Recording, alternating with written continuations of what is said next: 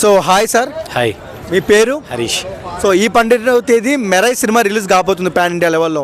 So ఎలా అనిపిస్తుంది మీకు? ఎక్సలెంట్గా అనిపిస్తుంది. మన కార్తిక్ ఘట్టమనేని గారి డైరెక్షన్ డిపార్ట్మెంట్లో వస్తుంది ఆ సినిమా. నాకు తెలిసి సినిమా మంచి హైప్ ఉంటుందని నేను అనుకుంటున్నాను.